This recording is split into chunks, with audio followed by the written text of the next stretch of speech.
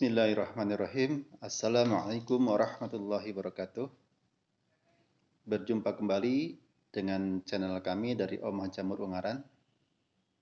Perkenankan kami berbagi bagaimana cara pembibitan yang benar dengan bibit F2 ke backlog jamur tiram. Yang mana kali ini bibit yang kita tanam adalah jamur tiram coklat dengan media serbuk dan jagung giling. Kali ini kami akan menginformasikan yaitu dengan menggunakan tutup kapas. Yang mana dulu tutupnya adalah pakai koran, sekarang ini dengan menggunakan kapas. Baik. Tahapan pertama adalah kita persiapkan dulu bibit unggul. Ya, bagaimana bibit unggul? Bibit unggul itu adalah biasanya ditandai dengan miselium yang cukup tebal seperti ini. Ya, jadi ini putihnya luar biasa. Ini artinya bibit ini sangat kuat. Bahkan di sini sudah hampir tumbuh-tumbuh ya. Bintik-bintik jamur yang akan keluar. Ini pertanda bahwa bibit ini sangat kuat dan insya Allah ini akan cepat dalam proses pertumbuhan di backlog. Yang kedua, media yang dibutuhkan adalah lampu bunsen. Seperti ini ya, lampu bunsennya. Menggunakan spiritus. Tujuannya untuk apa? Supaya menghindari kalau ada serangga yang mendekat yang mengakibatkan kegagalan dari penanaman bibit ini. Terus yang ketiga, jangan lupa ada alkohol. Alkoholnya itu berguna untuk mensterilkan pada permukaan backlog yang akan kita tanam dan mensterilkan tangan dari teman kita yang membibit. Baik, mari kita praktekkan bagaimana caranya. Pertama, gunakan alkohol seperti ini. Ya, alkohol disemprotkan ke tangan, ya. Lalu sampai rata, Mas, tangannya juga ya sampai ke pergelangan tangan untuk menghindari terjadi kontaminasi pada waktu penanaman bibit. Yang kedua, yaitu dengan ada stik untuk melembutkan daripada bibit jamur. Ini pun sama, disemprot alkohol. Kemudian dipanaskan ke lampu bunsen. Ya, seperti ini. Dipanaskan, menghindari kalau ada mikrobakteri yang mengganggu pada pertumbuhan jamur. Kemudian, cara berikutnya, pada botol pun ketika mau dibibit, yaitu harus dibakar dulu. Disemprot dulu, Mas, lalu dibakar ya. Disemprot seperti ini semprotnya. Nah, disemprot pada mulut botol ini. Lalu dibakar. Nah, sehingga nanti timbul api menyala pada botol, ya. Api menyala pada botol. Nah, ini kalau alkoholnya banyak akan menyala nanti ya botolnya ini. Mari tutup dulu, Mas, karena nanti tanamnya ya. Kemudian biasakan ya, meskipun bukan musim pandemik, pembibit harus menggunakan masker seperti ini ya. Biasakan seperti ini supaya semua steril. Dan bagi pekerja yang mengalami penyakit flu, jangan untuk bekerja membibit karena virus yang ada di pekerja tersebut bisa menularkan ke media jamur sehingga nanti akan menimbulkan kegagalan dalam pembibitan. Kemudian bagaimana cara memasukkan bibit ke backlog? Mari kita praktekkan ya. Maaf, ini bibitnya adalah bibit F2 tiram coklat ya.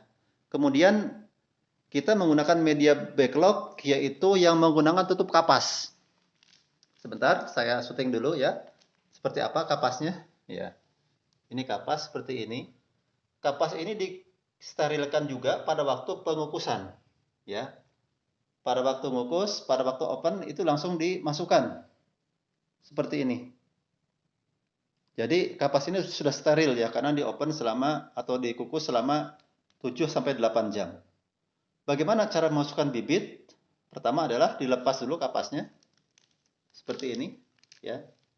Lalu bibit dimasukkan. Nah, ini banyak teman-teman yang tanya bagaimana cara memasukkan bibit.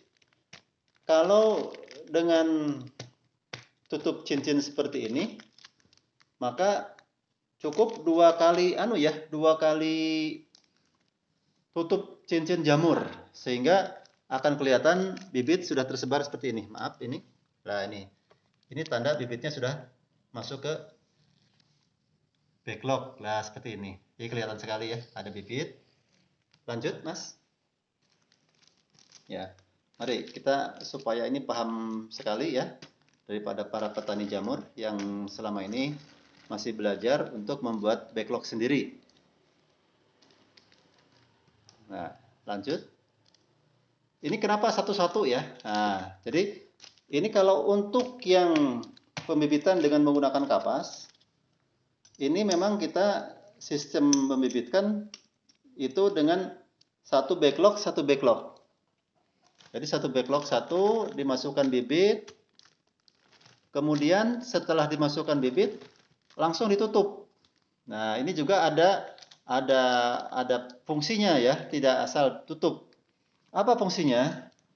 Semakin cepat menutupkan kapas ke backlog, maka semakin minim daripada kontaminasi bibit yang kita tanam dalam backlog. Tapi kalau kita semakin lama, maka itu akan ada risiko kegagalan pada waktu menanam bibit. Kemudian teman-teman, jangan lupa bahwa lampu bunsen ini ya selalu dekat pada waktu pembibitan. Ya, seperti ini, selalu dekat, karena kalau dijauhkan khawatir nanti kalau ada mikrobakteri yang akan mengganggu, yang mengakibatkan kegagalan dalam pembibitan. Jadi nanti seperti ini ya, backlog yang sebelumnya memang saya bikin dengan menggunakan kapas.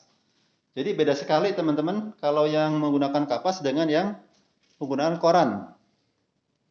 Kalau ini menggunakan koran, tutupnya koran. Jadi tutup koran itu ada menggunakan karet ya, seperti ini. Nah, ini. Kalau ini beda. Ya, bedanya apa? Yaitu tutupnya menggunakan koran dengan karet ya.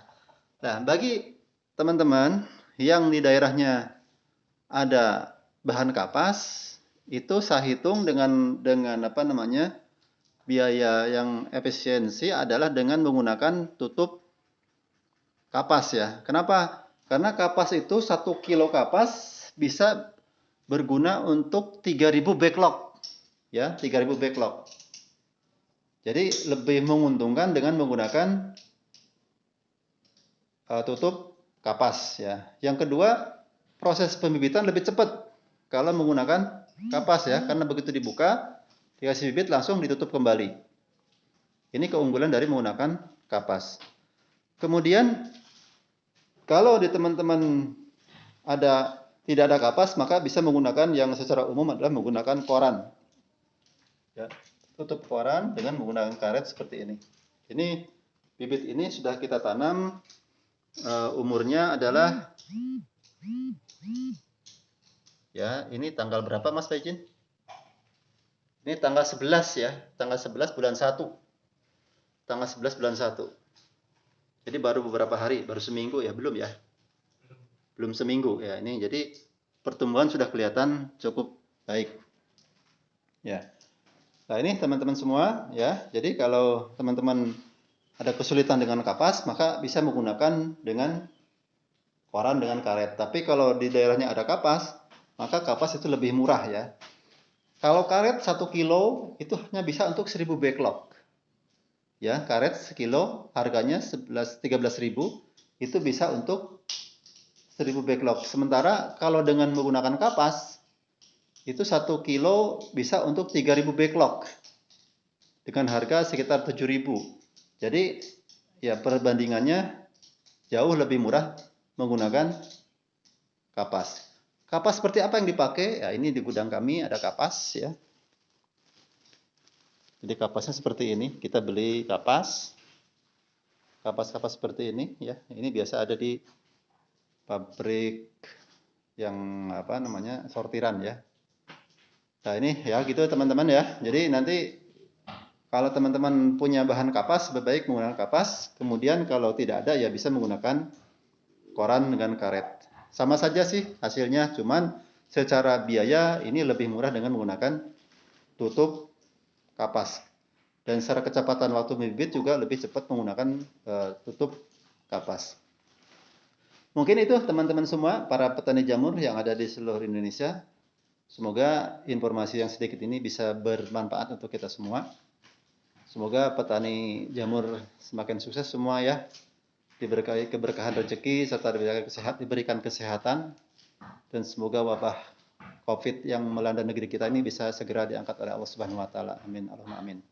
Oh ya, lupa teman-teman semua ya, kalau ada yang mau pesan bibit untuk bibit jamur bisa menghubungi di Omah Jamur Ungaran. Bisa langsung ke nomor WA kami di 081 56 86 3167. Saya ulangi lagi di nomor 081 56 86 3167. Oke, nantikan video kami berikutnya, yaitu cara meningkatkan panen di musim hujan. Ya, cara meningkatkan panen jamur di musim hujan. Insya Allah, tunggu dalam waktu dekat akan kita tayangkan supaya teman-teman semua bisa meraup untung lebih besar di musim hujan ini. Demikian, jangan lupa bagi yang baru nonton, silakan subscribe ya dan like. Dan kalau ini dirasa bermanfaat bagi teman-teman semua, silakan di-share ya ke teman-teman yang lain, sehingga channel ini bisa tetap eksis untuk berbagi ilmu pengetahuan tentang perjamuran. Demikian, terima kasih. Saya akhiri. Assalamualaikum warahmatullahi wabarakatuh.